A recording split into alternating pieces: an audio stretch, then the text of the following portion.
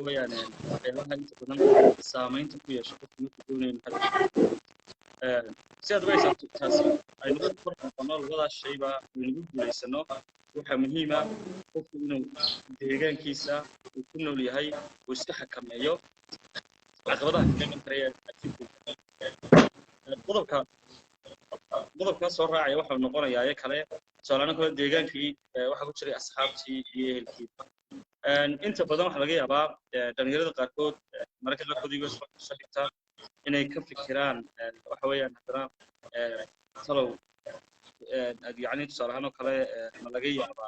إن أنا أصحاب صاد هذه الفرشة عندي كتو أيضا سأت كريم ما عندنا مشكلة وقادم فمثل قالوا كعب صدبة إنه صورتي كلها فكوا آدي مهمة إن وقف بسكوت ضيو إنه يسكح كما يو ونذا آد كفرها بلن له أن يستجمع يعني معناها أسمين تن معناه ما هي نقف وأصحابتي سلقة توصلي إحنا نشوفيه لكن معناه حوينا إن وحكما يو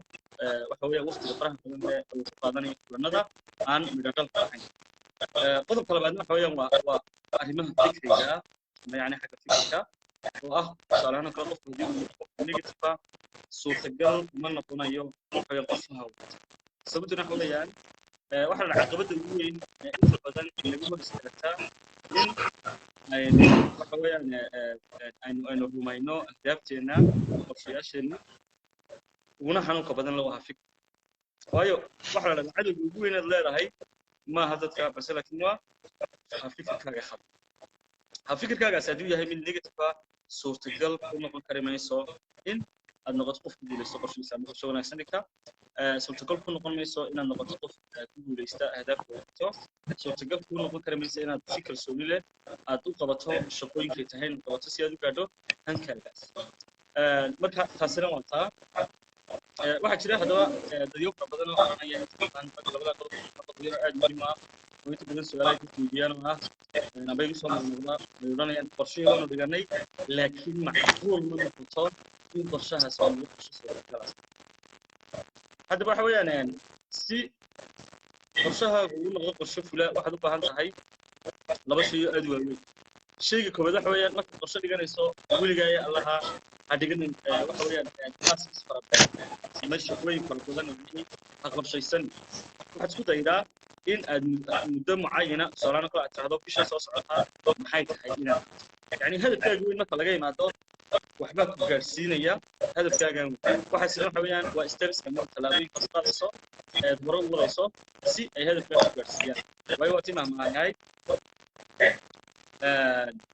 وحوالي تلاقي وظيفة وين بي waxay talaabooyinka yari ama kala English ah kala little steps makes miles noqonaysa talaabooyinka waxay sameeyaan waxa weeyaan milestone aad yani u dheer ama u weyn marka ku gaariyo talaabada marka waxa aad muhiim ah inaad dhigato qorshe muddo kooban su'aalaha kala bila ma taqoon yani toddobaad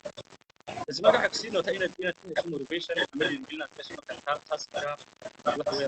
لكن هذه التاسك كنت ما تاسك ربنا من اللي تسوي جاريه معقول نقول ناس وايو اختي بان تصير مستقبل كويسه مش هم معنا طول بعد هو qofku isagoo caadooyin si hore ay ku joojinayay inuu gaaro waxa weeyaan horumar aan ka takhalusin ama aan meesha ka saarin ayuu isku dayay inuu yani caado cusub u sameeyo taasna waxa ka hor istaagay mindset-kiisa marka waxa ugu muhiimsan inta badan waxa qofka hadii doonayay inuu kala sameeyo inuu bedelo mindset inuu bedelo aba ka inuu ku dadaalo inuu bedelo way wax ku guda galo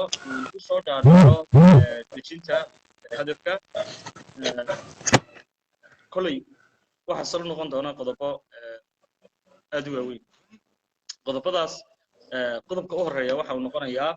إن مركز هرب قفك السويديو ومحي وين أي تهي إن هتقدر سألنا كل اللي حين بلاد الصوصات حلقة باينة تعيش هاي جناح سامين جناح سدوي لكن النقطة جناح سدوي لما جناح سدوي فرطة أما تشقيه شو كله ما قادنيسو waxa weeyaan waqti bay qaadanaysa ma noqonayso wax 1 2 3 aad ku helayso degdeg aad ku helayso يعني واحد قادنا سنة مدة قادنا سنة هذا بس يعني تاسكوني يجيب وقت قاعد يعني waxaan waxaad u baahan tahay taskiska ama tallaabooyinka ku gaarsiin karaya ama shaqooyinka yaryar ku gaarsiin karaya inaad halkaa gaadho u sareysa isku day inaad qabato oo maalin kasta oo aad soo toosta aad noqoto qof productive qof wax soo saarkiisa shakhsiyeed uu yahay mid sax tusaale ahaan oo kale hadii doon inaad ganacsi samayso wax ku bilaabi karaysaa oo kale shaqo ku bilaabi karaysaa hadii aan lacag shaqada saddex kharash ku wada karaysaa shaqada marka kharash ku wadato ganacsiga ayaad qorsheynaysaa isku daynaysaa in waxa weeye waxaad aqoon u leedahay ka ganacsato taas marka waxay isku dari doontaa laba shaqada soo shaqeysay experience la fiiraysaa ila fikrada waxa weeyaan sidoo kale qorshaha aad qorsheysay ganacsigan doonaysa inaad sameysana wuxuu noqon doonaa mid ku suurtageliya in ganacsigaas noqdo qodobka labaad waxaa noqonayaa in aad isku daydo waxa weyn ku dadaashay inuu noqdo fikirkaaga waayo fikirkaagu waa shayga kaa hor istaagaya kaa joojinaya inuu noqoto waxa weeyaan qof ku guuleysta qorshaha marka waxaad isku daydaa in aad fikirka u diyaariso waxa weeyaan aad isku daydo in aad samaysato caado ku sahlaysa ama habab ku sahlaya fikirka noocaasa ee aad dejisato qodob saddexaad baa jira qodobkaas saddexaadna waxaa in aad samaysato deegaan ku sahlan deegaanka waxa weeyaan asxaabta kala socda يعني أصحاب كوسا إلى كوسا قادو وحوي قرشات تخلص. كوسا اللي كنتها عندنا أصحاب